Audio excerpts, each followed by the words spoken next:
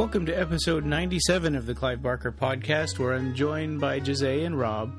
And our main topic is the 12-issue run of Boom Studios' Nightbreed comic, the most recent one. So anyway, there's that, and we talk about recent Clive Barker news and other stuff, so tune in.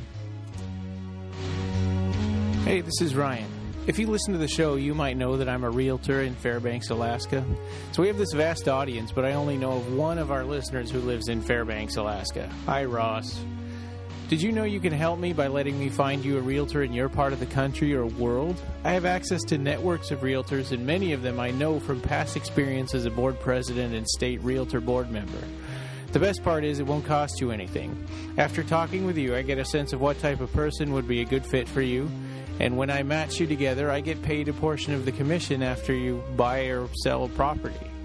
If you're looking to move or buying property and you'd like me to help you find a realtor that fits your needs, feel free to contact me through the site or call me directly at 907-978-2607. Thanks.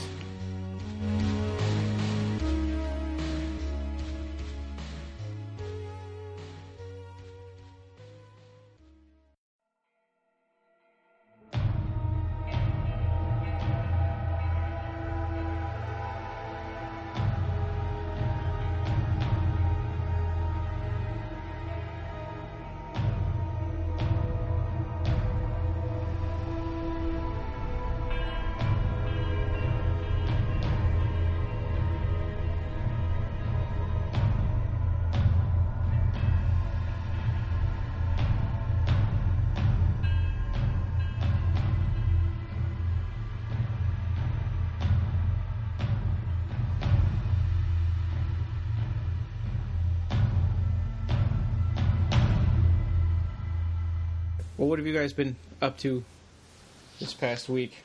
Well, I've been, helping some friends out, going to the hospital, taking them to get medications and going to the doctor and stuff like that. And I saw Mad Max. Yeah, me too. I just saw it yesterday. What did you think? Oh, I thought it was awesome. It was really good. I'm debating whether I think it's the best one. It's gotten a lot of. Go ahead. Oh no, I was just going to say I'm thinking about watching it this weekend. Yeah, the Fury Road. Oh well. The only thing that I have a hard time with is Tom Hardy as Max. Yeah, that's what I did too. It's like, I don't know. His accent is kind of weird. I don't know. But the good thing is that I think. It seems like Furiosa is as much a main character as Max, so he's almost like a second fiddle. Yeah, I really liked. What's the actress's name? Charlie. Yeah, Charlize Theron. Was that her character's name? Yeah, Furiosa. Yeah, she was really cool. Yeah. And one of the wives is Lenny Kravitz's daughter, I think. Oh, really? Oh, yeah, Zoe Kravitz. Yeah, She's grown up now. That would be the daughter of one of the Lisa Bonet, because I think they had a kid together. I think that's their kid together. Yeah, I think that's her mom. Yeah, yeah. Have you ever seen Angel Heart? She was in that. Oh, yeah, I love that movie. And the soundtrack is just amazing. Well, what have I been up to? Well, there's been some home improvement things that we have to do here because, I'm not going to bother the people listening to the podcast, but we just had minor leak fixed and we had some drywall work. So this week I had to be home for some of these repairs. And I saw that movie Bears last night from Disney. It's a good movie. It's a good movie. It's like from last year, I think. Okay. Oh, I was thinking of something totally different. Okay. Yeah, me too. I haven't. I guess you were thinking about that. The one about the spirit of the Indian who reincarnates in a bear, and it's a cartoon. No, I was thinking of like an old-timey, one of those old Disney movies where there's like kids and an old guy and they're walking around in the woods and then they switch to like nature footage? Sure. No, this one is all nature footage. It's about bears in Alaska, and they had a lot of landscape from Alaska. It looks beautiful. And it was pretty impressive. I really had a fun time watching the movie.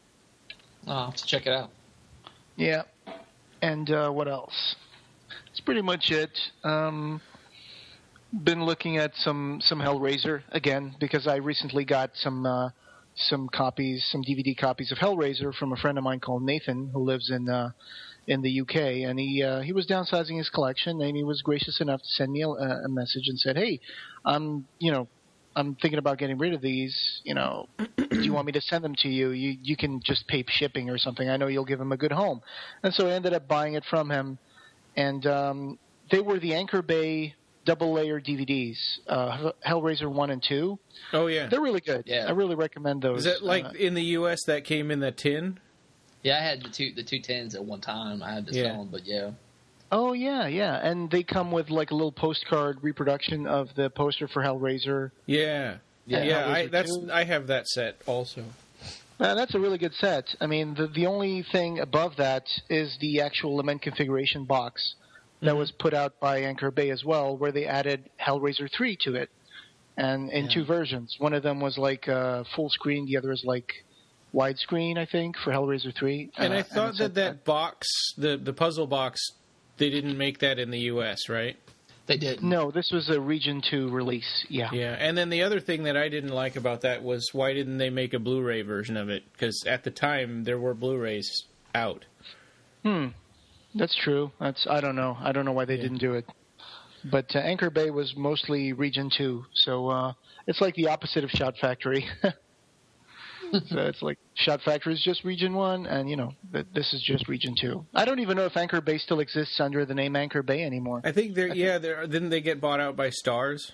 Stars Media? They did. Yeah, so I don't even know. But they're really good. So I've watched Hellraiser 1 and 2 again. I'm kind of getting into the groove for when Leviathan comes. It's a good idea. Out. Yeah. Which I'm sure it should be just a few more weeks until we probably get our Leviathan copies. I had Jennifer sit through the Mad Max trilogy before we went to see the Fury Road. Oh boy! So we watched all three, and actually the third one's not as bad as I remembered. Okay, I got a problem here. I thought there were only 2 Mad Max movies and then Fury Road. There's 3? Yeah, there's Mad Max, and then there's The Road Warrior, and there's Mad Max Beyond Thunderdome. Yeah. Holy moly, that just blew my mind. I think I only saw 2 of those. I need to see the... Has Tina Turner in it. Yeah, I saw the first one with the guy, that leaves him, handcuffed to a burning wreck and says, it'll be easier if you just slice through your foot. Yeah. And then I saw the one with Tina Turner, so I guess I skipped one. Oh, you skipped The Road Warrior. Oh, okay. I got to watch that one then. That's the one with Lord Humongous and the fuel refinery. Oh, wait a minute. Is that the guy with the mask? Yeah. Just walk away. Oh, then I've seen that one too. I've seen that one too. Okay. I've seen that one too, but somehow I gelled the last 2 movies into one for some reason. Okay. Yeah. Well, the last one, Thunderdome, is really kind of a kid's movie. Uh-huh. It's kind of like Conan the Destroyer. It's like not very much like the first 2. Right. And there was like a lot of silly like slapstick comedy in the final car chase in Thunderdome. Okay.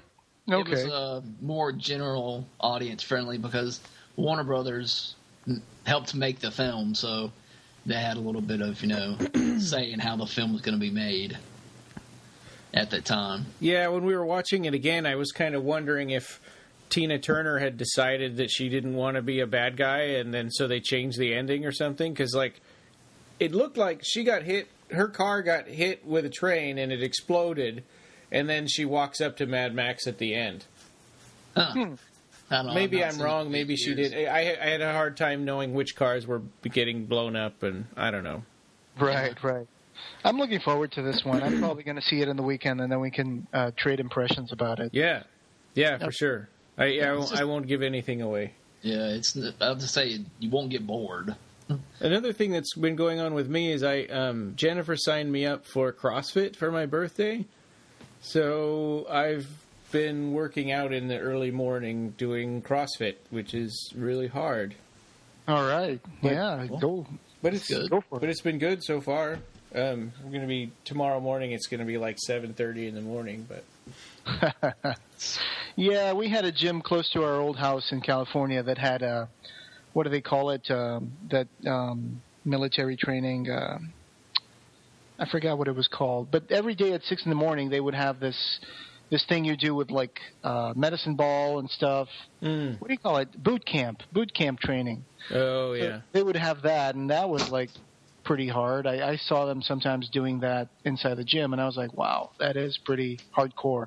So yeah, I had something I had to do with a medicine ball yesterday, where I'd throw it down on the ground and then squat down and pick it up and put it over my head and then throw it on the ground again.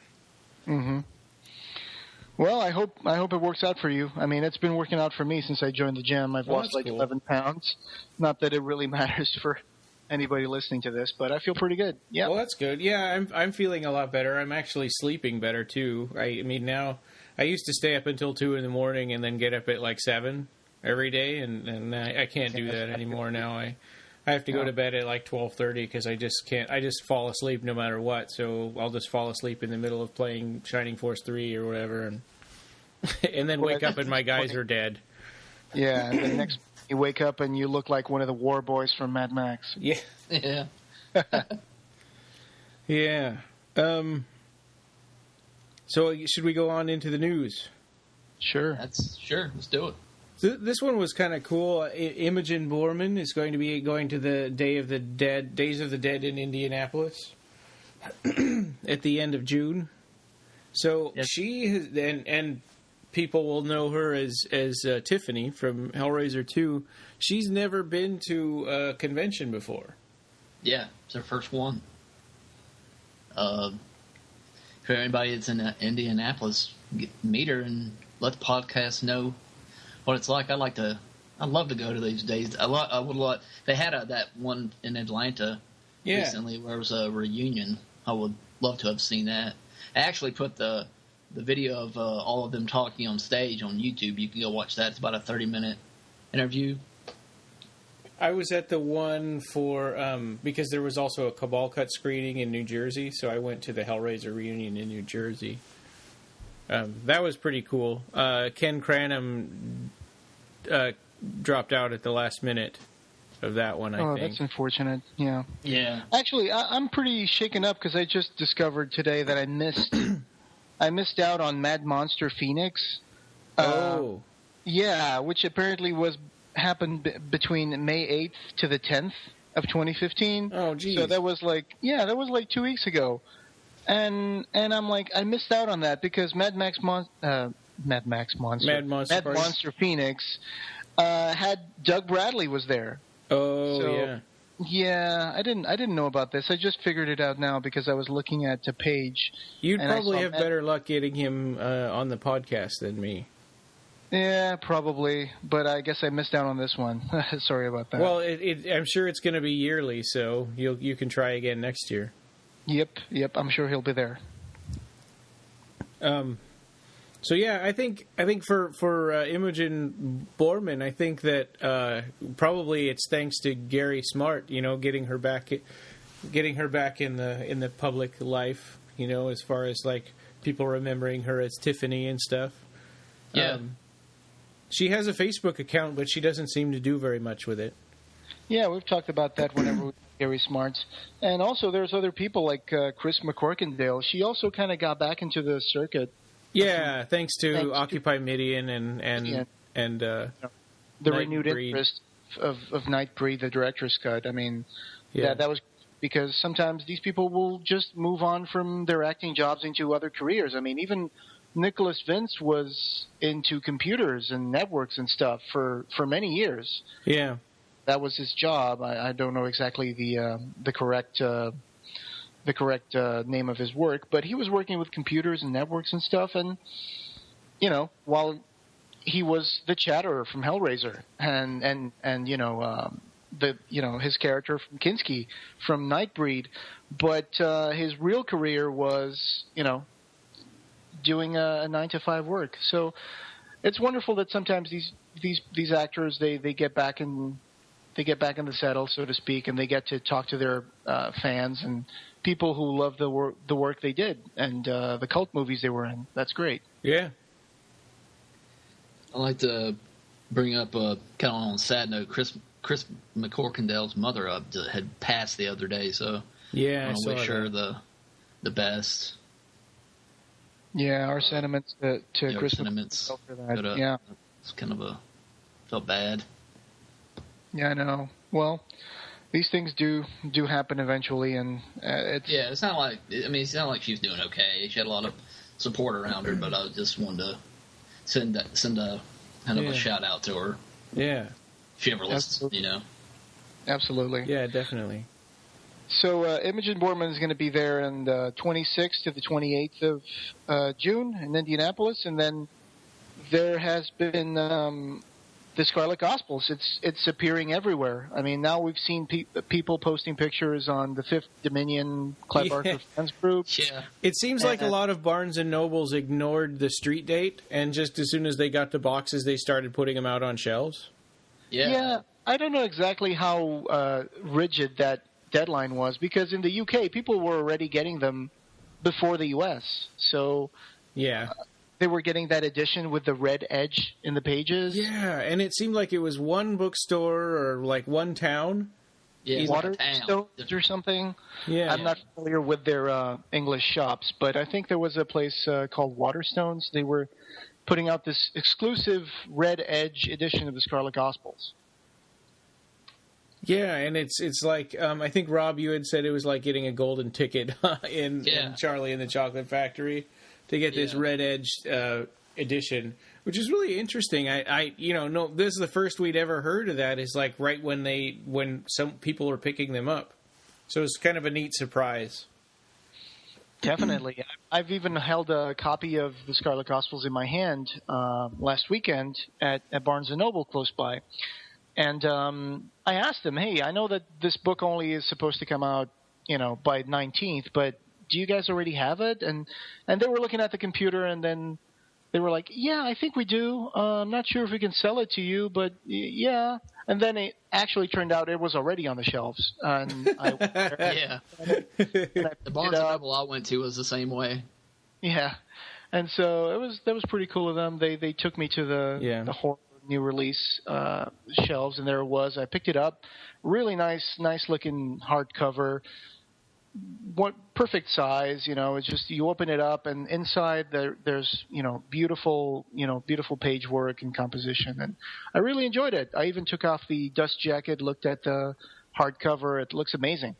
So yeah, I mean, Scarlet Gospels is showing up everywhere, and everybody is posting their reviews of it, and most have been positive. There's a few reviews that I guess some people were putting they were raising the bar a little too high. Maybe they had too many expectations on the book, unrealistically, because this book has been in the making for like 22 years or something. So yeah, I guess people were expecting to read something else. But, I still haven't got my copy yet. Well, when people have been waiting for 20 years, there's a lot of, it's like they're writing it in their minds, right. And then they read it, and it's like, this isn't what I thought it was. Also, Clive was very generous with providing snippets of what the story was going to be like and where it was going in interviews that he did over the years. And sometimes people were like, well, there's nothing of that in here. Mm-hmm. Happened to that. And I think one of the complaints of some people is that, why is it so small? Because you were promising us like 250,000 page words or something, and now this is like a smaller one. But the thing is, there were branches and offshoots of the story going by, and I think I would say that the story was pulled together thanks to the editing skills of Mark Miller and Ben Mears and other people who worked to make this book come out a reality. And it's better than just keeping it in a drawer like so many manuscripts that we've seen over at Seraphim. Yeah. You said the Scarlet Gospels is in your top 5 favorite books by Clive Barker, didn't you, Jose? Yeah, yeah. We were talking about that the other day. I did mention that. That's pretty cool. Yeah, I would say probably it's like, I would say The Great and Secret Show, Weave World, The Magica, probably, and this is right off the top of my head. I mean, I can change this if I think about it a little more, but, definitely The Scarlet Gospels is probably in my top 5, I would say. Yeah. Those are the books that I really enjoy. It's interesting because it's like Mr. Begone or Cabal or The Hellbound Heart, right? It's a small, it is sort of a return to that shorter horror novel sort of a thing. It's very fast paced. It reminds me of like almost. I don't want to say this in a way that people might take it wrong, but like Dan Brown books, they seem to happen like in the space of a few days. Like everything is running around and the action is really fast paced. Mm-hmm. I felt that the Scarlet Gospels was the same way. Apart from a couple of flashback sections, then the action after the group gets transported into another dimension, action there is almost nonstop. They just keep moving until the end. So yeah, it doesn't span a long time. Like for example, the Great and Secret Show starts in the 70s. Jaff, the Jaff and Fletcher are developing the Nuncio, and then it jumps a few decades to Paloma Grove and all that. So this one takes place almost.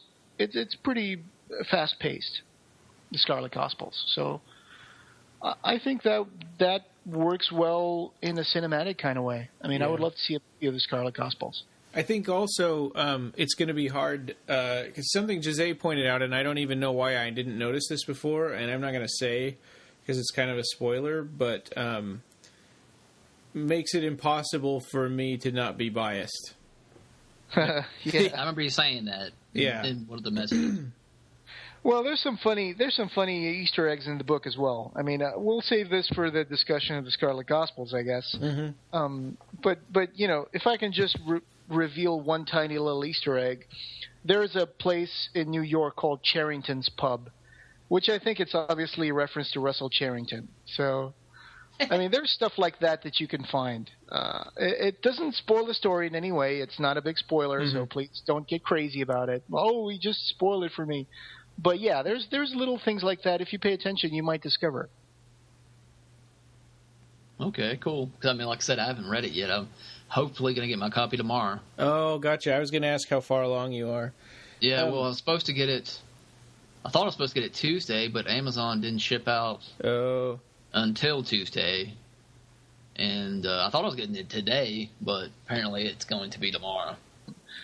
So, yeah. Here it is. The Scarlet Gospels U.S. and U.K. editions hardcover on the Real Clive Barker website. They cost between $26.99 to $144.99. So U.S. U.K. edition hardcover signed would be $69.99, so $70. Okay, and the ones that are $145 are the hardcovers signed with a sketch from David Mack. Yeah. So that makes some sense because there's an original sketch by David Mack inside, I guess. Still $70 for a signed. Yeah, $70 for a hardcover is kind of pricey, but it puts the price tag on Clive Barker's signature at around $40. Yeah, well, and it used to be I would just go to his book signings all the time, and I would get them signed for free. I guess I would pay by standing in line for 3 hours or whatever. I know, good old days. Mm-hmm. Yeah. Good old days, but now it's like this. So yeah. Okay, so that Dark Regions Press announcement they've been teasing for a couple of weeks now. They finally announced what it is. It's called the Body Book. Yeah, it's a new project. It kind of reminds me of the Midnight Meat Train edition that they did. Yeah. Because this one's going to be 2 stories from the Books of Blood. It's going to be The Body Politic and In the Flesh. And in the Flesh is the one in prison, right? Yes. Yeah. The good thing is that it's not just going to be reprinting 2 stories from the Books of Blood. What makes it interesting is that they will have Mick Garris also write something for the book, I think, or maybe it's going to be. It says here, award-winning filmmaker Mick Garris will join forces with Clive Barker in an effort to bring fans never-before-seen photos, writings, interviews, and much more. It will include paintings and artwork from Clive himself, and possibly, schedule permitting, a new original painting by Clive as the cover artwork, created specifically for this project. So this cover that they have is just a promotional image, then? It's not the actual cover of the book? Yeah, it says, time permitting, they'll have a cover made by Clive Barker, but... So so what they're talking about with Mick Garris is the Quicksilver Highway body politic. Yeah. Because the Quicksilver Highway adapted some of Stephen King's stories and the body politic from Clive Barker. Yeah, it was Chattering Teeth, I think, from Stephen King, which I haven't actually read the story. I just saw the Quicksilver Highway thing. And about the In the Flesh was the book will have exclusive content from the cinematic adaptation of the body politic and detailed information on the In the Flesh film that never came to be. So I didn't even know there had been a project. Yeah, we did like a 3-episode series about movies that never happened, and that one was not even one of them. I guess it was one of those projects that just stayed in the drawer, I guess. Yeah. Yeah, right. It probably didn't even get far enough to promote. I think that story was going to be really hard to adapt if they did a movie, because that story has a lot of, I don't know, there's a whole, subtext to that story about the origin of sin and evil and stuff. That, how murder came into the world and stuff like that. And I think it would have been, it might have worked better as a written story than as a film story. I think a lot of the subtext and narration and the feel of the story would kind of dissipate a little bit if you just keep it visual. Yeah, it would be like a 1-hour Tales from the Crypt kind of a thing, maybe. Yeah, maybe for like a Monsters of Horror episode. Yeah, exactly. Masters of Horror, yeah. That's how... go ahead. Go ahead. No, I was just saying, you're talking about it being like a Tales from the Crypt kind of thing. When I was reading it, it felt kind of like I was watching it on TV, is a story being played like that. That's a good point that you bring up, Brian. Yeah, it doesn't feel like a summer blockbuster kind of a thing. It's kind of more of a spooky, set piece, I guess. Yeah. I think it'd make a perfect Christmas movie. You could see a double feature of that with the Star Wars. Yeah. Yeah. And so the only other piece of news that we have, I think, is something that Earthling just made the news today, I think, right? About the limited edition of the Scarlet Gospels. Yeah, they gave some more information about what they're including. I love this image that you put in the article, Rob. It's a landscape made out of Pinhead's skin. Yeah, I know. There's somebody. It looks like somebody standing. Yeah, and they're jeweled nails, and they have skulls on the end of them. Yeah, I think that might be Harry D'Amour. That's what I was thinking the same thing. Yep, it says here, Earthling Publications. They say, on this release day of the trade hardcover for the Scarlet Gospels, I thought I'd provide an update regarding our deluxe limited edition. First, as you will see, the wraparound cover art by Malleus Rock Art Lab has been finished. Second, 2 additional bonus sections have been added to the appendix of the both numbered and lettered editions. So they're going to have an outtake section containing several scenes deleted from the original manuscript that never made it into the final text, along with notes about each scene. An afterword by Mark Miller entitled A Testament on the Gospels, which discusses the development of the novel. And the third and final bonus item will be announced soon once it's finalized, then everything goes off to the printer. So they're looking at a late summer or early fall release for this limited edition and complete Gospels experience. And I'm gonna be a little critical here and say that I'm not happy about this. I'm not happy about some of the choices they're making for this. I'm not happy about the fact that they're going to give an extra limited edition that's going to be probably expensive with bits and pieces of the Scarlet Gospels that didn't make it to the final version. I don't agree with this choice, but that's just me. You think it should just be the final version and don't show don't look behind the curtain that way? I know that you can argue that, hey, it's better to have a peek than nothing at all, but it's like I just feel like if you're a collector, it feels like these latest Clive Barker editions have been a little too limited. You know what I'm saying? That yeah, sometimes it's like you have to make choices and you have to sacrifice, being a completist or even just, I don't know. I'm not happy about the fact that they're releasing all these bits and then saying this is going to be the complete gospel experience. Yeah. I mean, the complete gospel experience should be the book that came out now. I gotcha. That's a good point. Yeah. I guess if you're going to be, I don't know exactly how much. It's $250.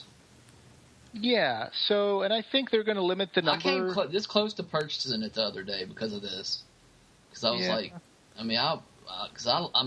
have to admit it, really kind of, it is very persuading to getting it. It feels like something that one of us should have, but right. $250 is a lot. I can't afford it. I came real close to getting it though. I know that they're making this. They're putting a lot of effort into this. I mean, they have like Malleus Rock Lab is doing a wraparound cover for it. So it's a commission, piece by an artist. So that factors into the price.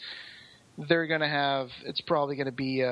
Earthling Publications always does great looking hardcovers. Earthling Publications has a great record when it comes to making books. Yeah, I love their 20th anniversary Hellbound Heart.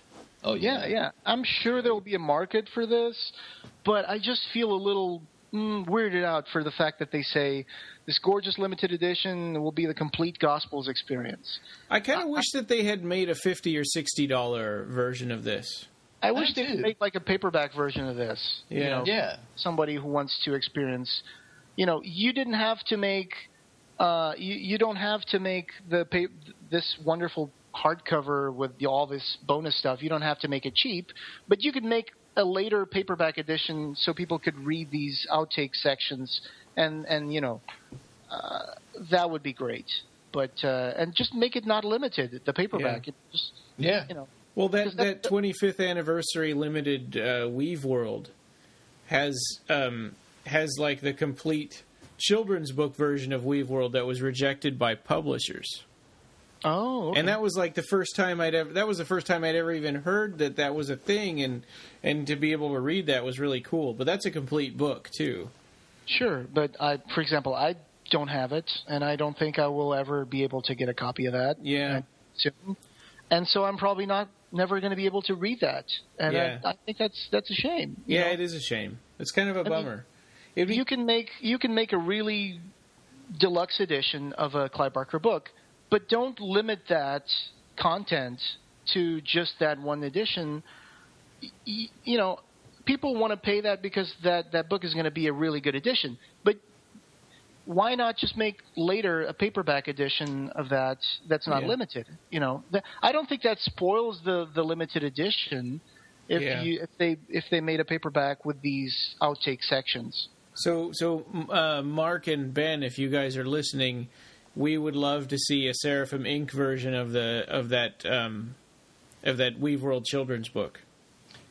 Yeah, that's one of my favorite books, and I did not know about that until Ron just talked about it.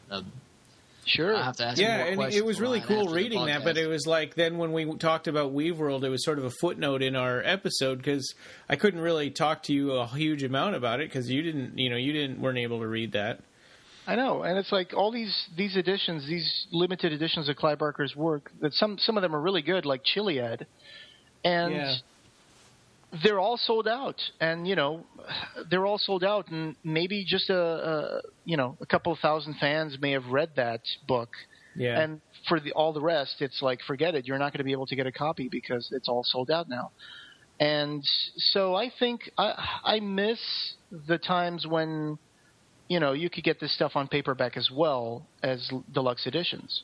Yeah. So for the Scarlet Gospels, the complete Gospels experience being put behind a deluxe edition. I disagree a little with it. I wish that they would actually put these outtakes in a later paperback edition. So I hope that happens. I don't know if that's going to happen, but I hope it would. Do you think that paperbacks are going to go away and be replaced by ebooks? I hope not. It just occurred to me that that's sort of like the cheap mass market version of books these days, right? I don't think that's going to happen anytime soon. There may be a tendency to go towards that, but I think at the moment there has never been more paperbacks in the market than there are today, I think. Oh, okay, that's good. I mean, there's a lot of – you go to a supermarket, you go to a Walmart, you go to whatever you go, and there's still all these books out there. I mean, I don't think they're – and if you go exclusive to Kindle or something, then, that opens up – I don't know any author who wants to do that. Yeah. I bought the first Clive Barker's First Tales on an ebook. Can you not print that out somehow, or do you just have to read it on the Kindle? If it's a Kindle edition, I think it's really hard to print that out. I don't think there's any option to do that. They don't give you an option to do that? Okay. Right. I thought maybe I could get a hard copy by reading it, by printing it out. Well, in Apple's bookstore, you can import PDFs into their reader and read PDFs, but I don't think you can do it the other way. Oh, okay. Mm-hmm. Yeah. All right. Because these things have DRM, digital. Yeah, because if you could print it out, that means you could also turn it into a PDF and give it away to people for free. Oh, yeah, that's right. Oh, yeah, I didn't think about that because, that's true. Yeah. But I know one person that's getting this, Earthling Publications special edition is David Anderson. Oh, yeah. Well, we won't be able to get him on here to talk about it. We might. Let's see. You think so?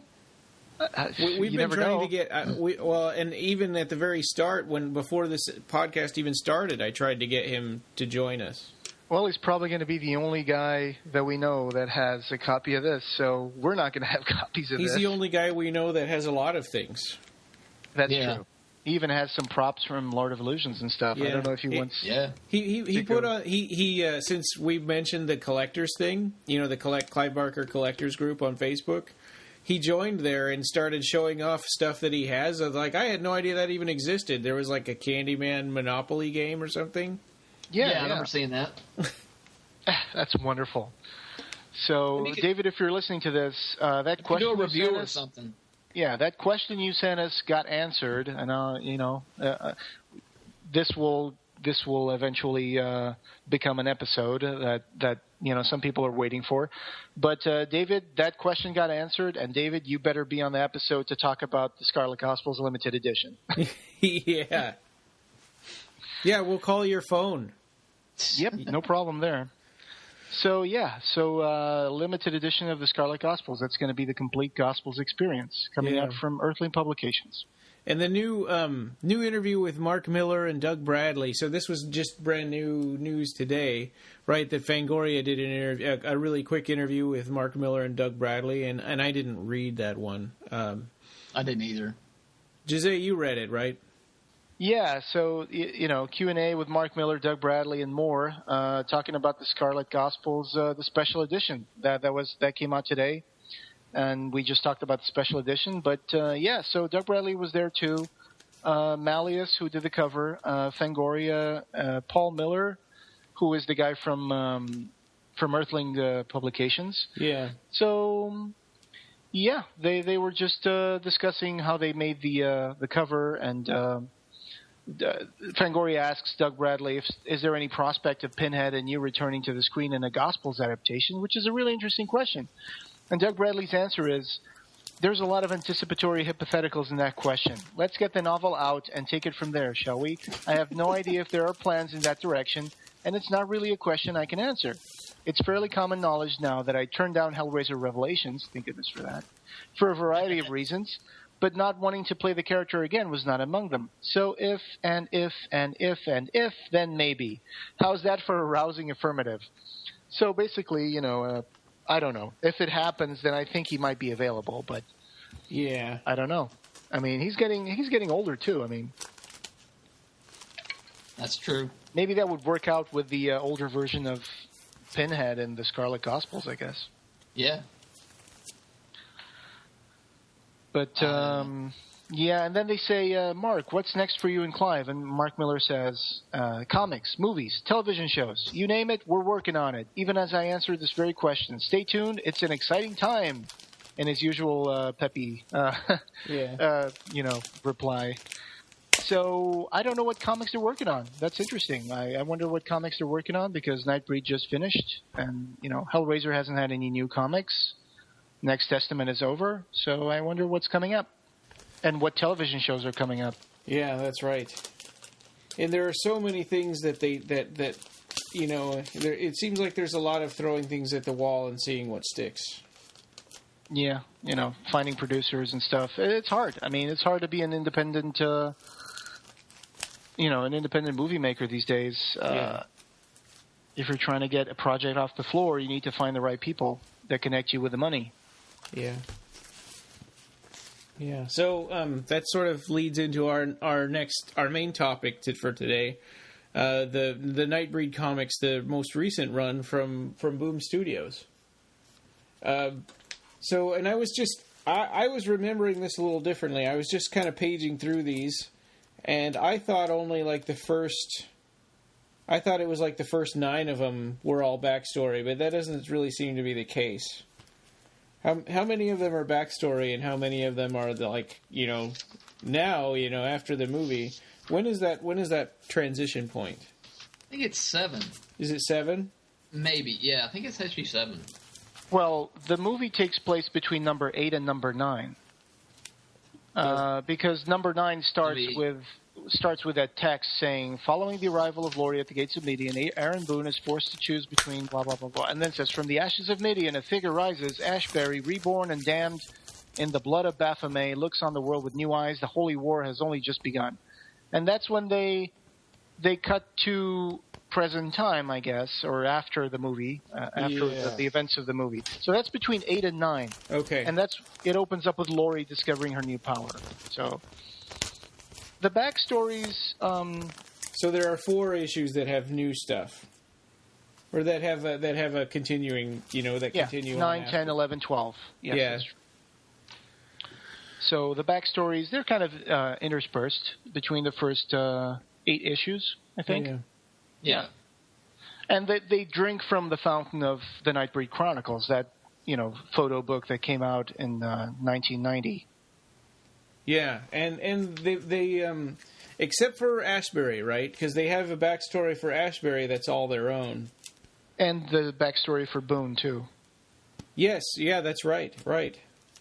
Yeah, those stories are completely created for this comic storyline. So what did you guys think? I mean, I guess starting out, what did you guys think of Ashbury's backstory? I didn't really care for it that much. He kind of came off like a pre-Decker or something like that. I didn't get that from him when I, saw the film. Yeah, and we talked, I think on one of our episodes when the Nightbreed comics first came out, we talked about this a little bit. And we thought that was a bold choice, and it was kind of like, well, let's see where it goes. Well, I completely agree with Rob there. I think they made him into too strong a character in some ways. Mm-hmm. And it's like all the characters in this seem to be, very tormented and come from very bloody backgrounds. I mean, I thought that, like Rob said, I mean, Ashbury's origin is like steeped in blood and violence and all that stuff. I didn't get that vibe from him at all. I just got the vibe from the movie that he was almost like incidental to the story, and then he ends up becoming important. But I just saw him as a kind of a disgruntled, disillusioned priest who lost his faith and turned to alcohol. And I didn't see him as a predator at all. So, I think it seems like they were trying to answer the question of why was he in jail. Right, and I thought that the consensus was that it was kind of like a drunk tank. Yeah, he was in a drunk tank. Yeah, I mean, there were things that were mentioned about Ashbury, like I can't exactly pinpoint. Is this from the novel? The fact that he might have used women's undergarments. That's from the novel. It is from the That's from the novel, novel. but it's hinted at in the movie.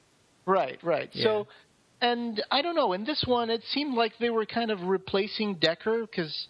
And okay, we're going into spoiler territory. We're gonna spoil the comics. Yeah, I mean the whole run is over, so read them if you're worried about that. Go read them first and then finish this episode. Because I'm going to be perfectly blunt and I'm going to reference moments from the comic books, and I don't want people to say, "Oh, you're spoiling it." But I think that my theory is that they were kind of replacing Decker with Ashbury because they're between issue 8 and 9. After the events of the movie, of course, they're going to go with the events of the director's cut. And in the director's cut, again, spoilers, Narcisse dies. He doesn't survive. And that is mentioned in the comic books. And Decker dies and stays dead because he doesn't come back to life at the end of the movie like in the theatrical edition. So I think because they didn't have a Decker for the comic books, then they kind of chose the angle of going with Ashbury being the villain. Yeah. And they turned him into almost this predator kind of, character, obsessed and super powerful and, very versed in the art of murder and killing people. And I just didn't think that fit the Ashbury character at all. Well, and he was hurt because he was rejected from the Nightbreed. That's what that was what I took away from all the versions of the movie.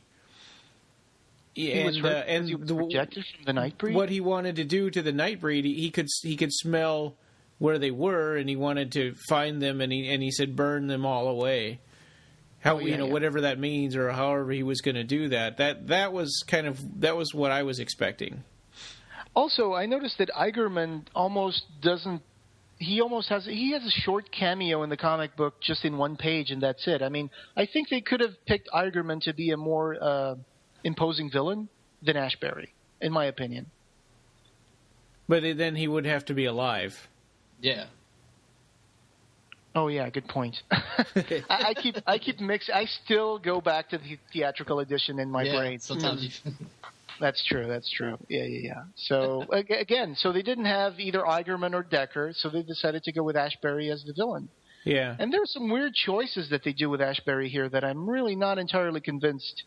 Okay, I'm going towards the final 4 issues here. I want to talk about the first few, but since we're talking about Ashbury, I want to bring up the fact that for some reason, and this is never explained how this happens, but Ashbury has the Berserkers in his power. That was something that really, I was like, well, how does he have them? How does he control them, comes out of nowhere. too? How's he able to, Where did he get that bus that he puts the Berserkers in? Drives them to the middle of a city, and it's like, I have to say, this comic book started out really, really awesome. I was really excited about this. I love the artwork. The writing was great. They were taking origin stories from the Nightbreed Chronicles straight out of Clive Barker's brain. And I was very excited. But then I started getting a little disappointed about the way the comic book was going. And I think my opinion about the comic book is that it started really nicely, but it kind of lost – the story kind of lost some steam, and then it just started getting a little sloppy at the end. I mean, the final issue, I was very disappointed with the final issue. I think you see this happen in comics often, right? Like it happened with the old Nightbreed comics, where they spend so much time setting it up because they think they have all the time in the world, and then somebody somewhere tells them, you got to wrap this up in like 3 issues or whatever. And then they're like, "Oh God, how are we going to do that?" And then they scramble to cram the rest of their story into a short amount of time. I thought Mark Andreyko, he was coming from. He had a lot of good stuff up his sleeve. He had some good comic books in his portfolio. Mm-hmm. But I don't know. I don't know what happened to Mark Andreyko's writing here. I don't know. It lost some steam, I guess. Well, they only had 4 issues to do the story, right? That's because true. Everything else up to that was all backstory from the Nightbreed Chronicles, and the little bit that they set up themselves. Yeah, and even the ending, the final issue of Nightbreed, I mean, it kind of says the end or a new beginning, but it's like, no, this is an end because they didn't. Yeah. They wrote the story into a corner, and it's like gave it this like happy ending, and it's like I don't see where they could keep it up from here, honestly. Yeah, me too. But starting from the beginning, I guess, I mean, they start out with Peliquin and Shunasasi, great origin stories, I mean, they're only hinted at in the Nightbreed Chronicles that Shunasasi worked in a brothel. We don't really get much of a background story for Peliquin from the Nightbreed Chronicles, but here, I don't think they give origin to Peliquin either. Peliquin just appears. And, well, and I think in the Nightbreed Chronicles, doesn't it say that he'll tell you that he's older than he remembers when Jesus was crucified, and that he's really, really old, but nobody knows if any of that's true or not. Sure. I'm glad they didn't go into that stuff, because keeps his mystique about him. Yeah. That's right. That's true. That's a good thing that they didn't really go for an origin story. They kind of just show how he met up with Lylesburg and ended up in Midian. Yeah. But so he doesn't really have an origin story, but he has kind of like an early appearance, story where they. I mean, I don't really know. The purpose of that story is just to have him meet Lylesburg ultimately, but he bites that. It's a slave girl or something like that. Yeah. That he saves and takes her. They were going to lynch a couple of slaves, I think, and he kind of saved her. And but the thing here is all the origin stories were great, and I really enjoy that. Lude, I mean, everybody likes Lude. I mean, he's one of my favorite Nightbreed. Cool too. And I thought for his origin story, they really did a lot of effort into that. Although there are some parts where I didn't really understand why they kept skipping hundreds of years. I mean, for example, Lude's mom was kind of like violated by a kind of a satyr figure. Mm-hmm. Okay, and then there's also like Chocolat, that woman with a weird scaly skin that has like babies, like normal looking babies. Yeah. And for example, her story starts out in 1470 in Italy, and then after the events of her, giving birth to those babies from giant eggs, and priests coming in and taking one of her babies because the baby starts saying the Lord's Prayer, and they say, a monster can give birth to the divine, and a person who worships the divine can become a monster. And then they have this duality going on between Chocolat's story and also Ashbury's story. But what I thought was weird was that Chocolat's story starts out in the 1470s in Italy, and they take one of her kids, and then she vows to get the kid back. And then the next time we see her, it's 1915 in New York, and the little baby is still in the Vatican inside a cage, and there's still 2 unhatched eggs. So my point is, wouldn't she be able to – she was in Italy, and then she goes to New York trying to release her kid, but the kid is still back at the Vatican in Italy. I didn't really understand why they brought Chocolat to New York. Sometimes it felt like it was just – I just thought it was weird. Sometimes the jumps they did and changes of location. I don't know if any of you guys disagrees about this, but I thought it was weird. Yeah, go ahead. I think it's maybe too ambitious. Yeah, maybe they were thinking they were going to have more time for that, but to develop. Do you remember in the she even save her kid from that? I don't even think that little plot point went anywhere. Not really, no. Yeah. Do you remember in the epic Nightbreed comics where Narcisse was alive, or Narcisse got killed in the first 4 issues because they based it on the script from the movie, because they were still making the issues before the movie came out. Mm-hmm. And then the movie came out, and they're like, "Oh man!" And they just said he was alive, and they kept on saying, people in the comments at the end of the issues would say, "Why is Narcisse alive? You killed him in the first episode's issues." They're like, "Oh, we'll get to that. There's a story there. Don't worry." And they never got to it. Yeah. Well, they did sew his head onto a Oh, wait, no, that was the witch's head, right? Yeah. Yeah, that's true. I know. I guess it's just sometimes they probably think they're going to be able to bring someone back in the comics, and then they just kind of forget about it. Well, and then they're like, oh, hey, the movie's totally different. And they said, well, he's alive now because that's what happened in the movie. And they were going to make an explanation, and they just never got around to it. That's what, because of the baby, it acted like it was going to be this big story, point. Yeah. Through the series, but it just dropped. Well, I think it's just more a part of her backstory, and they're we're going to bring this character in, and so this is her backstory. Yeah. But yeah, you're right. I mean, it is kind of strange. It's like, well, if you haven't gotten your baby yet, and it's been like 100 years, what are you doing in New York? More like close to 500 years. Oh, yeah, right. 70s to 1915. I just thought that was weird. Yeah. But, I mean, it was still fun to see them make that story come alive in the comic books. The whole thing about the nest and the eggs and the babies, that was interesting. Well, and it's such a minor character. Yeah, but then it's like that story never really went anywhere. But, that's just what happens. Well, maybe she did rescue them, and then they grew old and died. Well, they don't grow old because anytime they show Chocolat, even in the other, present time cameos that she has, the babies are still there under her arm. There's still 2 babies.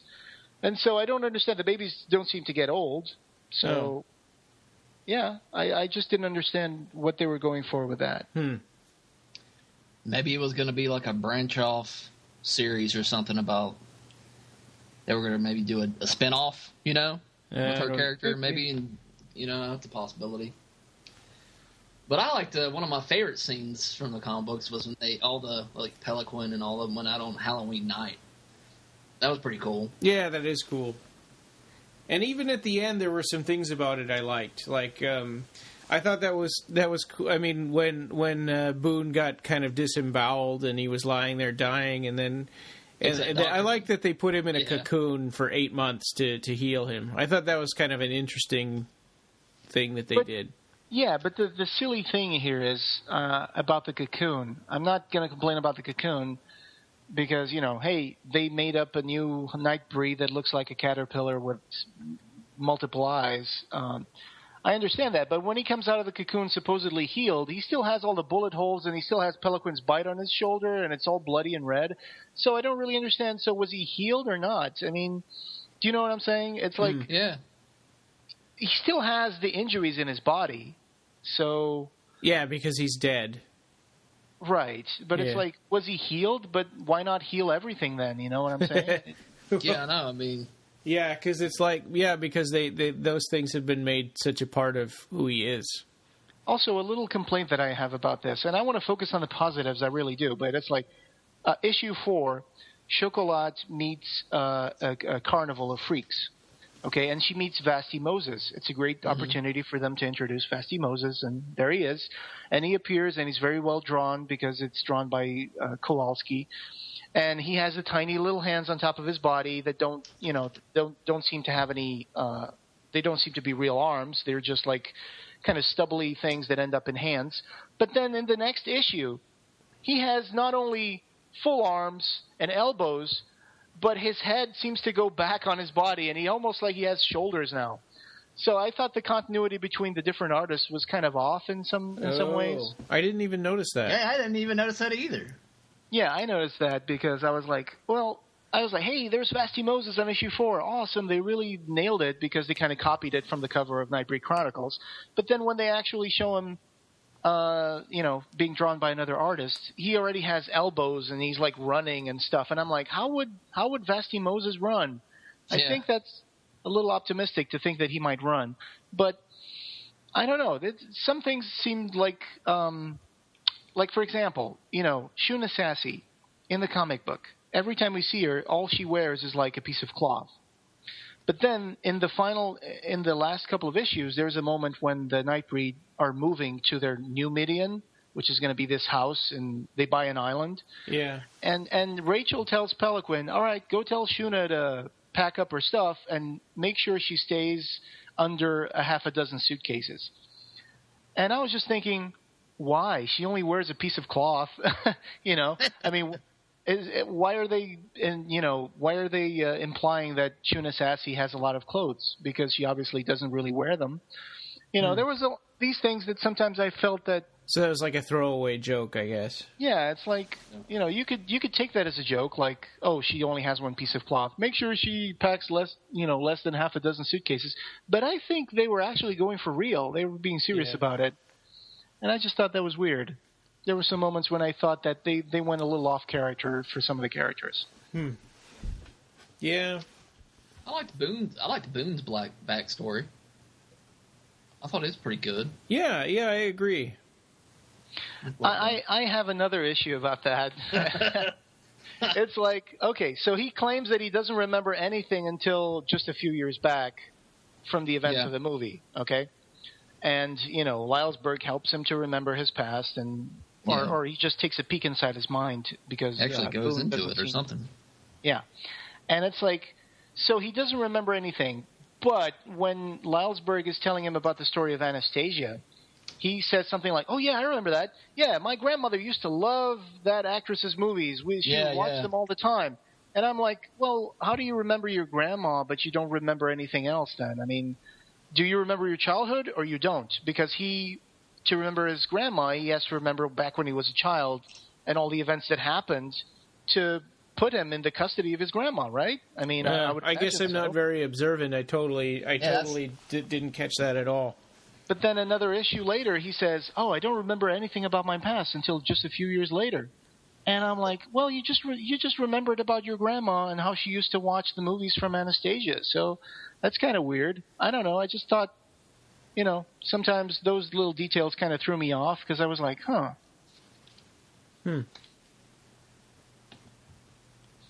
Well, the Anastasia story is good.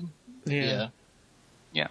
And I think, little mistakes here and there, I would have been, I would be okay with if they could just keep going, Yeah, I mean, eventually things would get into, cruise speed, so to speak. And I mean, I think that I think this comic was kind of tragically cut short. It was. I mean, I don't know. I think they originally intended it to be a 12-issue story arc, but then it seems at some point they decided to just finish it all on issue 12, and that's it. Well, and it almost seems like they could have just done 12 issues of backstories and then start the actual story after that. Yeah, because I honestly didn't. After about issue 8, or maybe it was 7, when they started doing the new stuff. That's when I really started losing interest in the story. I just wasn't I wasn't into the new stuff really. Well, I was excited about it because I wanted to see where they would go.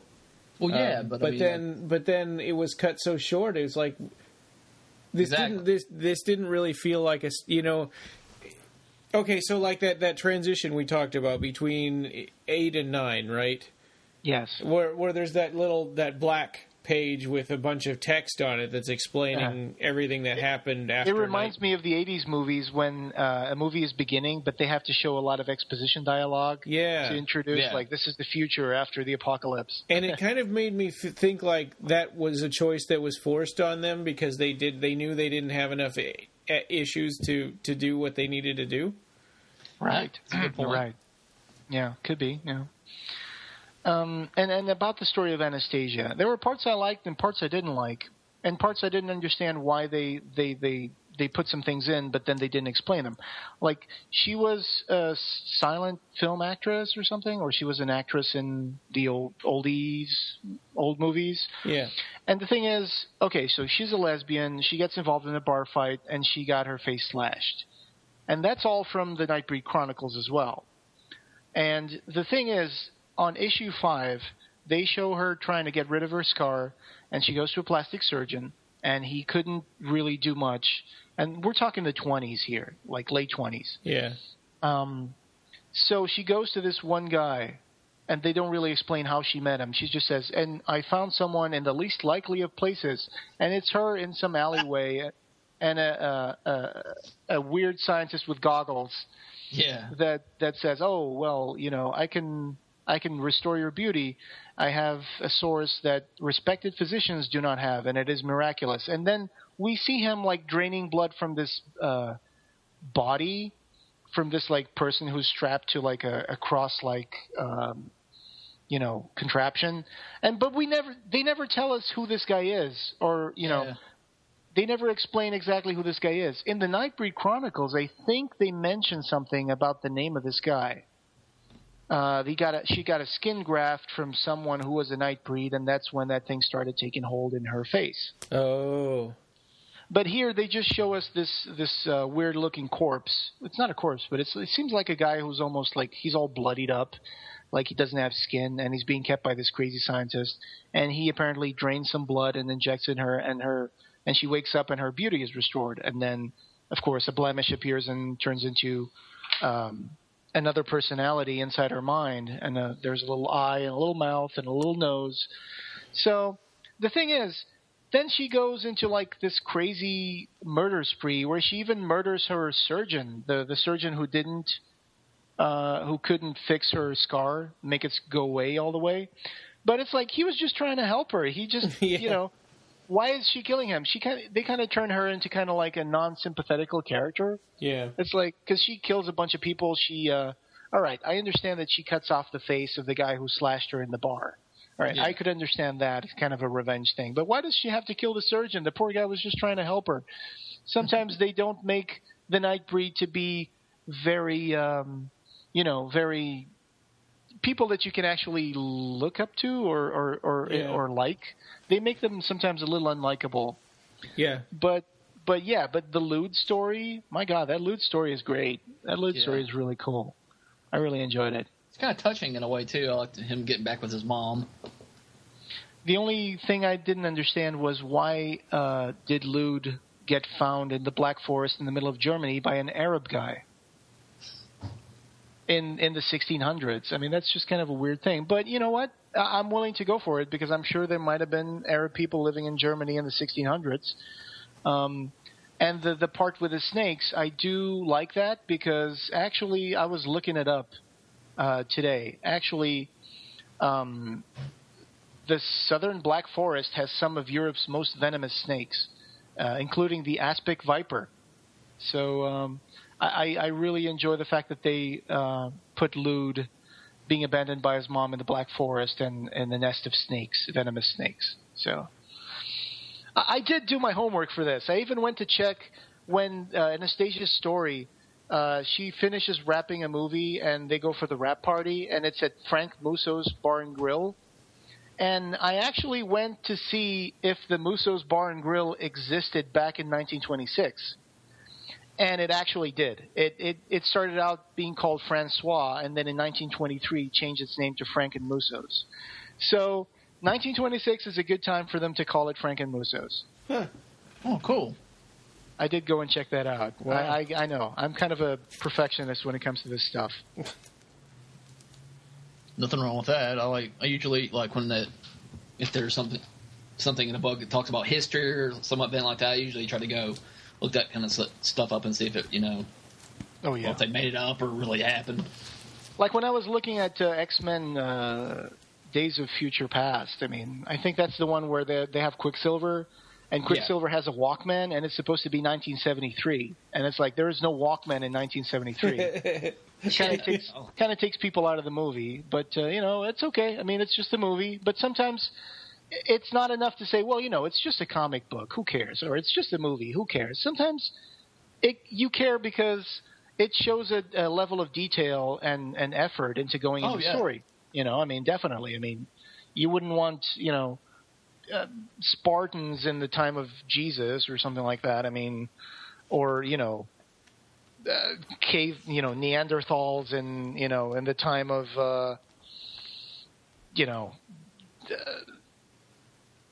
I don't know. I mean, the point I'm trying to make is that it's nice to have a coherent story with things that are well researched.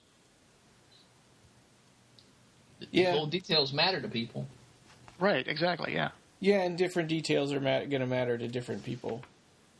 Absolutely. I mean, there's people who couldn't care less if Quicksilver has a Walkman in 1973. They're like, I just want to go into the movie, have some popcorn, watch a fun flick, and just, that's it.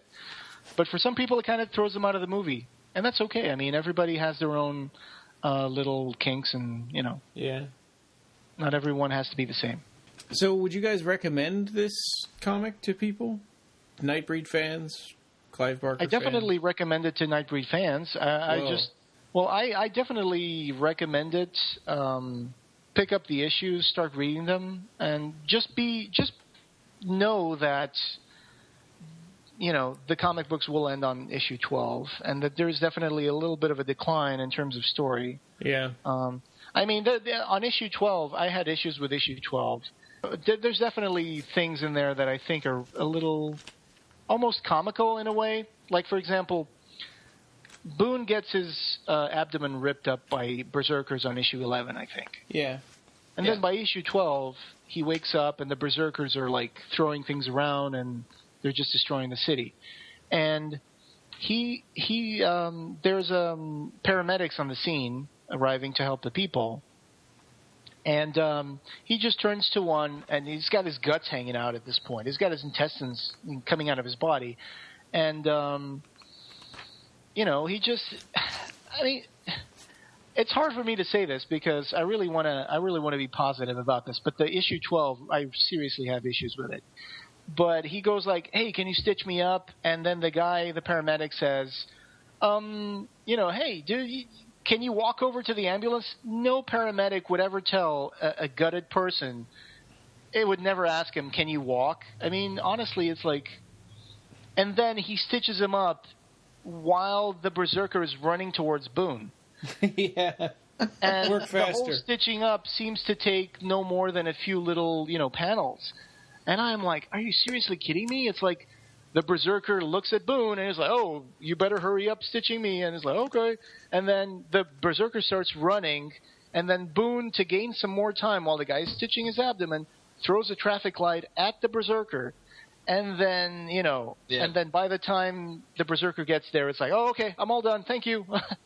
It's a little messy, but, yeah, I mean, as much as you want to... just cartoony. Yeah, as much as you want to... Yeah, as much as you want to say, okay, well, it's just a comic book, the writing on issue 12 I thought was really, really sloppy. I am sorry, because... Oh, actually, that's issue 11, I think. Yeah, issue 11. And, Ashbury, they try to make him a big villain. And I like his backstory a little bit. I like it, although I think it's not very appropriate for his character. That's not how I envisioned it to be. Yeah. But I was willing to go along with it, too, to see what happened. But then by the last couple of issues, I didn't really like what was happening to him. He turned into a maniac. Yeah, he turned into a monster, really. I mean, issue 11, they slam him up against the wall with a van, and there's blood everywhere, and you think, oh, they probably tore him in two. But then the next issue, he just comes back with no explanation. Yeah. And he was caught on fire as well. Yeah. When he gets hit by that car. Yeah. Yeah. And nothing really... It's like, what is he, the Hulk? I know. And in issue 12, there's a panel where Ashbury is driving, and he goes past a billboard that says, based on the best-selling novel, Nightbreed, this summer from Seraphin Studios. What was that? Did you notice that? Yeah, I did. Yeah, because honestly, the way they came up with to have the Nightbreed find a new home is, and I'm not kidding here, Otis and Clay, which is one of the characters that you can see in the Nightbreed Chronicles, he is, of course, two people melded in one. One of them became a critic. The other became a famous writer. And so the critic was always like disparaging the writer's books. And, and so what happened was he writes a book about the story of the Nightbreed. So basically he writes the Nightbreed book. As if it was fiction. As if it was fiction. Yeah. And in the space of a couple of comic books, we don't really know how much time passes, but it's like it becomes a super huge hit. So big that in Halloween everybody's dressed up like Nightbreed. And they make loads of money off of this book. even though in one of the later issues they're still living in a rundown house with boarded up windows, and they're actually talking among themselves saying, well, now we're rich as kings and we're still living in this dump. And I'm like, it seems like an easy way for them to say, okay, well, now the Nightbreed are rich, they wrote a book, they became rich, there's going to be a movie made, and that's it. Everybody likes the Nightbreed now as fictional characters. And I just wasn't convinced at all that this would be a viable thing for them to end the story on. I just didn't think so. I mean, it didn't work for me at all. It's like, if they're writing this book for new readers, for like teenagers, okay, that's one thing. I still think for teenagers, they'll probably read this and think, I don't know what happened here, but this is kind of silly. And if they're writing this for people who actually like the Nightbreed, the Cabal book, and the book, and the movie, I mean, it's like you're writing for people who are probably in their 30s. And so, having Ashbury drive a school bus full of berserkers, it just doesn't seem realistic to me inside the Nightbreed universe. Also, I didn't like the way that Ashbury gets the drop on Peliquin with just a knife and actually takes him hostage. Yeah, I didn't like that either. Yeah, if he was a regular person, at least, then Peliquin would have not cared about the knife and would have ripped him to pieces.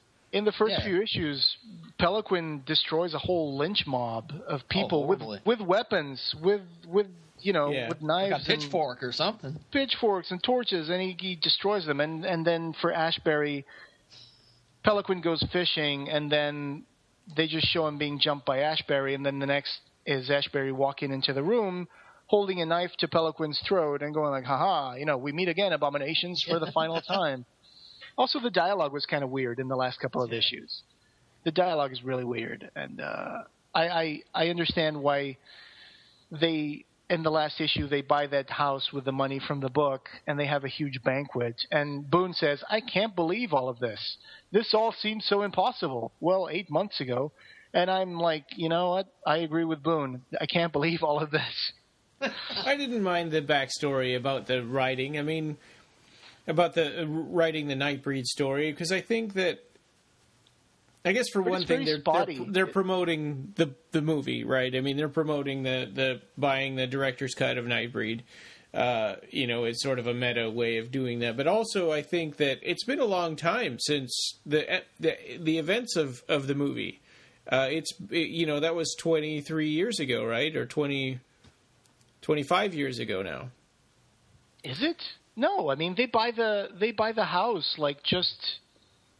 I mean, I got the feeling that this happens right after the movie, because issue 9 starts with Laurie discovering her powers, and right. I mean, Laurie is discovering her powers in issue 9. So this is taking place in the early 90s, then? I think so. I mean, I got that idea. Yeah, I didn't get a sense that it had gone to it was like, 10 years, 15 years later or something like that. It felt like it was very immediate. Yeah. So did you get that idea? Also, I didn't understand. I thought it was a little spotty, the story of Otis and Clay, because he gets discovered by a guy working for the BBC. And he goes up to Otis and Clay's house.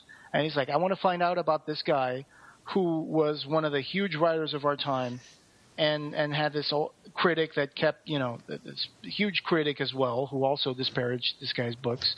And he wants to find out what's the story there, because they both disappeared at the same time. So he does go to a library and, finds a couple of birth certificates or something. And I guess they don't really explain what happens, but he finds his way to a house where Otis and Clay is living. And he knocks on the door, and Otis and Clay tells him his story. And then what happens is Otis and Clay poisons the reporter with tea, and then one of the issues ends in a cliffhanger saying, oh, it's been so long since Mom and Dad had some company. So he shows that in his house there's the corpse of his dad and his mom at the table with him, like mummified. Yeah. And after that, that's the last I've seen of Otis and Clay. Then the next time I see him, it's like, okay, well, Otis and Clay wrote a book about the Nightbreed, made a bundle of money, made the Nightbreed kings, rich as kings, and now they can buy an island with a castle and have a banquet. Yeah, and I'm like, what happened in between? What happened there? I did, So maybe that's another thing that could have happened over time, and they didn't have the opportunity to. Sure, but it, you know what I'm saying, right? It does seem like they jump. Yeah. They make this jump cut that doesn't explain what happens in between. Yeah. I mean, so the reporter was poisoned, or BBC reporter was poisoned by Otis and Clay, and Otis and Clay has the mummified bodies of his mother and father in his living room. And then the next we see of Otis and Clay, he wrote a huge bestseller hit about the Nightbreed as a fiction book, and they're all rich as kings, but they're still living in a boarded up house. And they're all still dressed up in raggy clothes. I mean, I don't really understand. It seemed like an easy way out of the story, Like, there might have been something there that they were going to develop with time, but it seemed like they were just pushed into wrapping it up in the last few issues. Yeah. Kind of like when Nicholas Vince had to make all those newspaper headlines to say all the stories that he was going to develop into issues of the comic.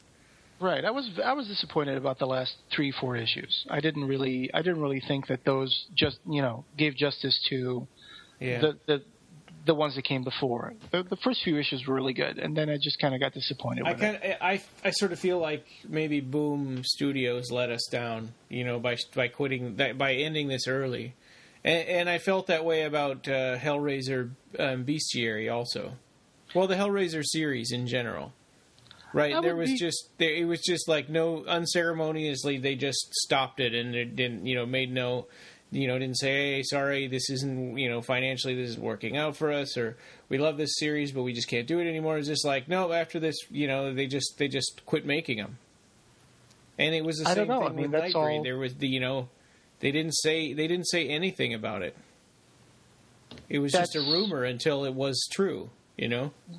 Sure. I mean, that the story about Boom Studios, I mean, we don't know, but I wouldn't put the blame on Boom Studios because I would put the blame on the writer, Mark Andreyko, because honestly, this writing is terrible. I mean, for the last few issues, and then the last couple, particularly the last couple of issues are just terrible. I mean, there's this moment where Ashbury just shows up with that school bus full of berserkers, and he opens the side of it, and it's like, I'm trying to figure out exactly what he says. I think it's on issue 10. It's like, get him. It's like issue 10. He says something here. Let me see. I'm opening up issue 10. And is it issue 10 or issue 11? Issue 10, yeah. So he discovers Boone, and he says, Aaron Boone. And Aaron Boone turns around and says, it's time to die. And then he clicks a button, and it's like a supervillain toy thing, and like he has a bus that kind of opens on the side, and all the berserkers just come out. And, that's probably one of those handicapped accessible vans where they do have them where you push a button, and the door opens and a ramp comes down. Oh, okay, but still, having all the berserkers sitting in the back, wrapped in chains in the seats, like being all like well behaved, and then all of a sudden he just clicks the button and they don't have any. Yeah, I just thought it was weird. And then Boone says, "That's okay, Preacher, let's play." And I just didn't understand how he was able to control them too. Yeah, what stopped them from turning around and crushing him? Yeah.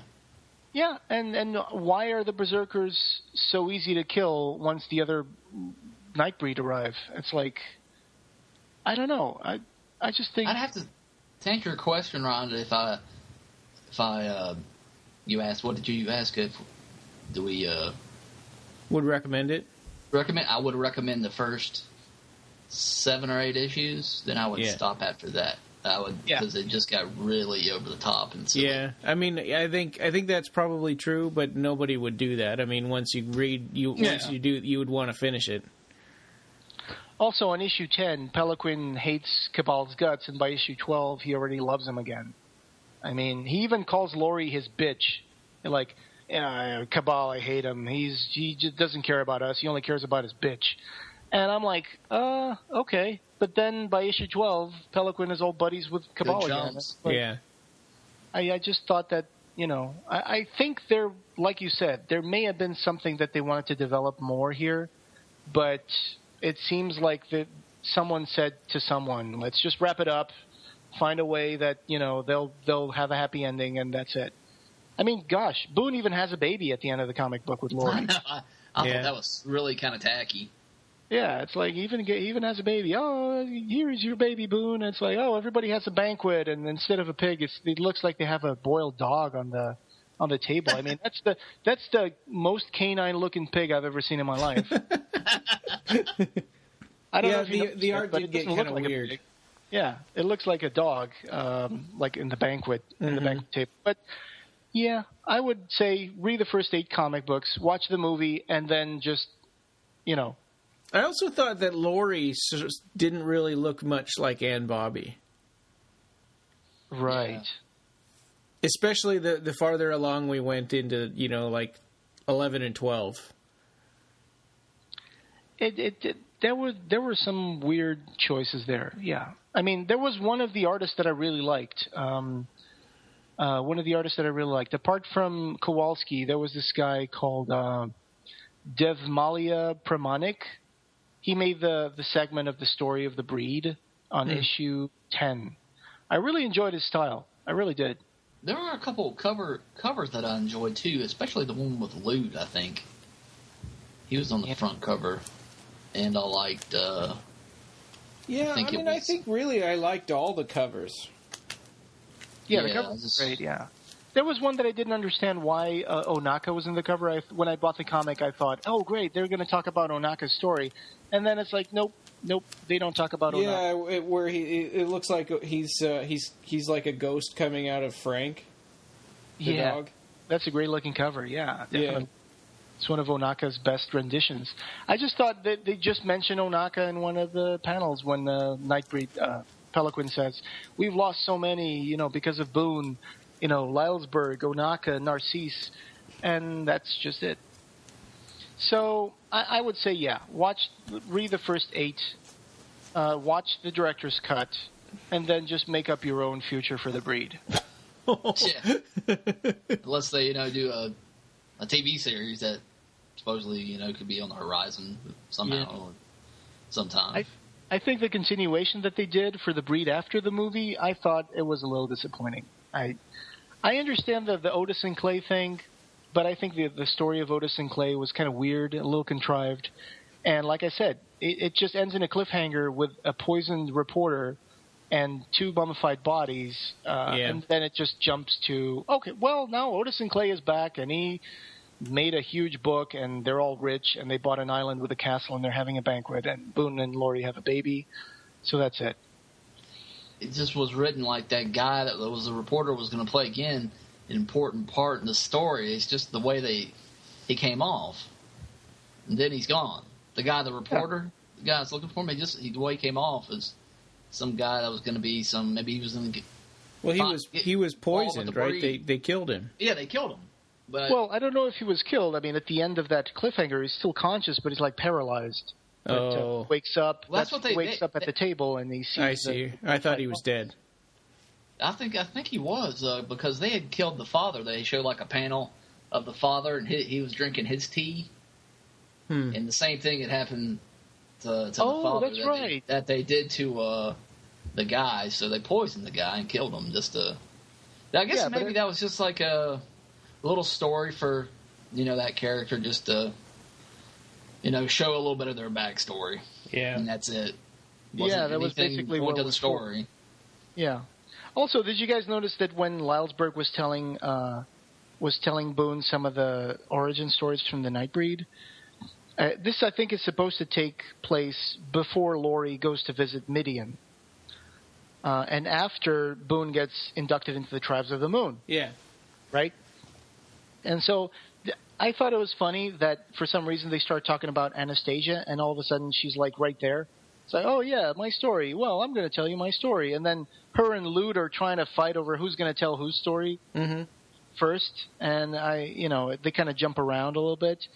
And I thought, okay, that's a little forced here, like jumping from story to story. But I was still happy to hear about, see the origin stories, especially the one for Lude, because I thought that was really good.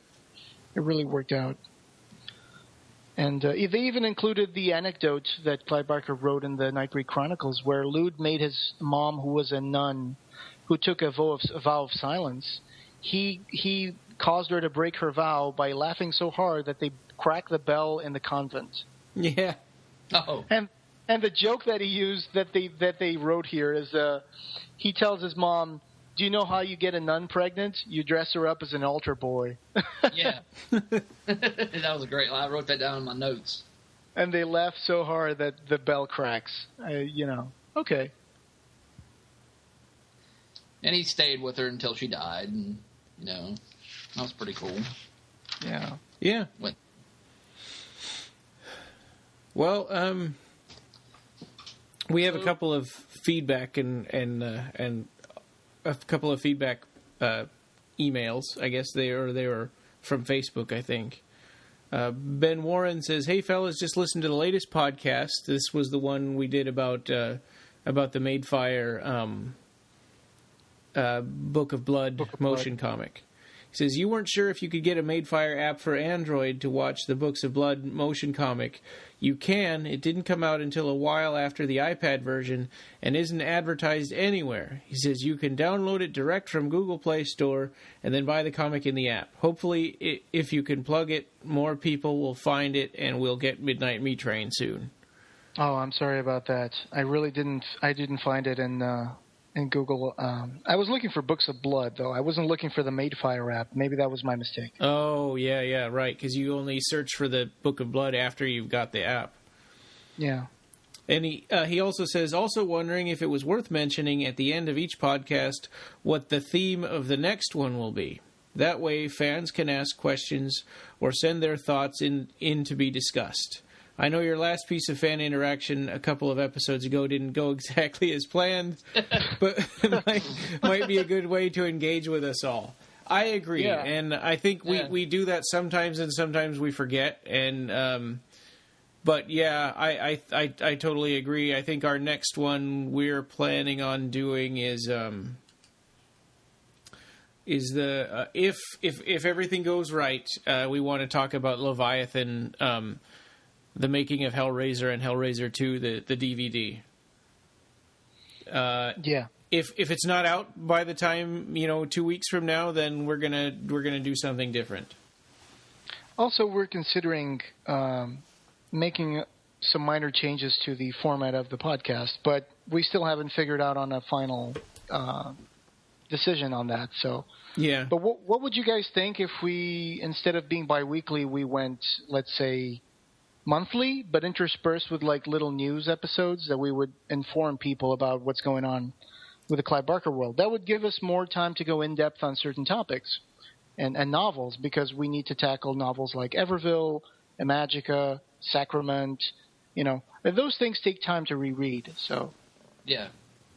So it would still be maybe slightly shorter episodes, but knowing us, maybe not.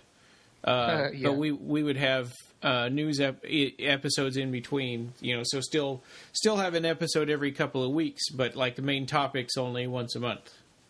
Yeah. Roughly. I mean, interviews, come along. We're not going to turn those down. I have another couple of listener feedback. I posted that we were going to talk about the issues of Nightbreed in 2 hours, and I got 2 comments. One from Maz Johnson, who says, "Very nice. I think Boom have done and are doing a truly brilliant job with Hellraiser, and I look forward to Nightbreed." Well, yeah. I mean, yeah, Boom did some good job with Hellraiser, although there were some issues I was less than happy with. But they haven't done anything for a while now, so I wonder if we're going to have more Hellraiser comics or not. And, well, if you're looking forward to Nightbreed, then read those first and then listen to this podcast. Yeah. because we don't want to spoil it for you. But I'm sure that I'll be sure to let her know to read them first before listening to this, because we spoil everything. And Nathan Head, the friend who sent me those Anchor Bay Hellraiser DVDs, says, "Does anyone know if any of the non-movie Breed characters from the original comics will be appearing in the new Boom ones?" I mean, him with all the teeth and the stretchy mouth, etc. So I guess Nathan hasn't read the comics yet. The answer is no. The answer is no. Yeah.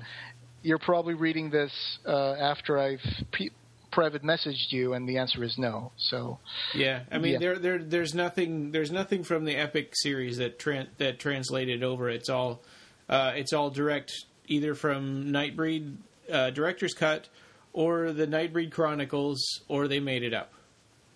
And I do miss some of those characters. I mean, when Nightbreed and Hellraiser was put out by Epic imprint of Marvel Comics, I remember distinctly reading in the copyright information that all these characters were copyright trademark Clive Barker. So Epic would allow independent artists to retain their characters.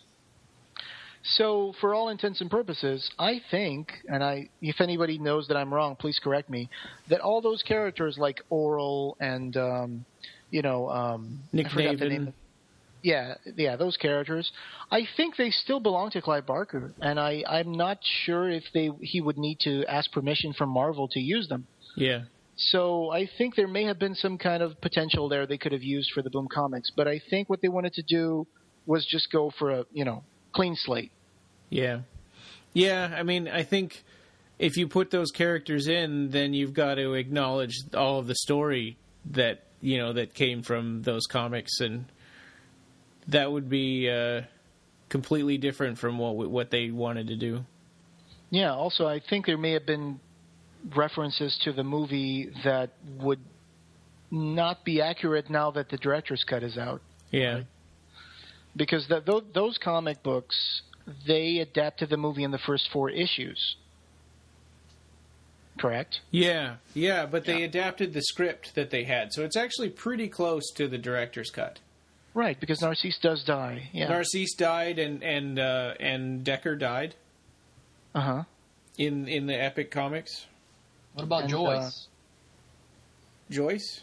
Did he live or die? He never showed up. I mean, he was in the first 4 issues, but I think he disappeared after that. Yeah, I don't remember if he lives or dies in the first 4 issues. Yeah. I think that Decker kills him. I'm not sure. Yeah. Yeah, it was a weird kind of a hybrid, that story of those. That it was also published in a trade called Nightbreed Genesis. And those first 4 issues were sort of a weird hybrid between the original script and then the final movie. I have some original artwork from the first Nightbreed comics. You remember there was a splash page of Boone in his cell that takes place before Eigerman shows up and beats him up? I have that splash page. Oh, cool. That's really beautiful. Yeah. It's artwork by Jim Bakey. Well, and really also in Nightbreed, those first 4 issues, they had Peliquin was green and he had a tail. Yeah, more closer to the book. Yeah, more like and a lizard. then they evolved his look over time after the movie came out. They changed him to look like the movie. Yeah, I think the artists and writers must have read both the script and the book. Because the reptilian nature of Peliquin comes from the description of the Cabal, the novel. Yeah. So exactly. There you go.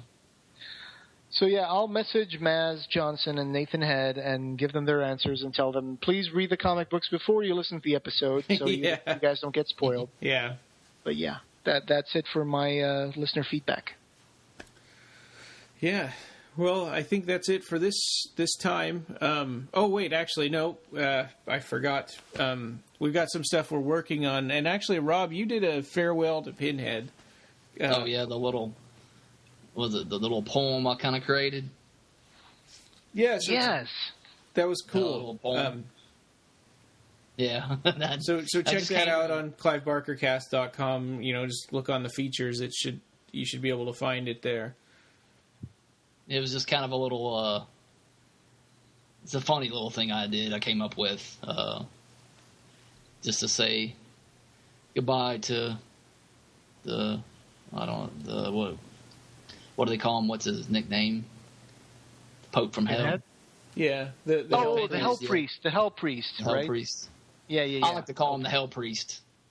Yeah. I think, that's something that the whole Hell Priest thing, the first time I've heard anybody talk about Pinhead as the Hell Priest was, I think it was Clive Barker in interviews, but then Alex, the former social media guy that Clive had, he used to talk about Pinhead as the Hell Priest all the time. Yeah. So that's when I really... So you wrote the Farewell to Pinhead on May 11th, so you can go there and check it out. And I love the picture that you put up. Yeah. It's got a picture from Dawson's Creek.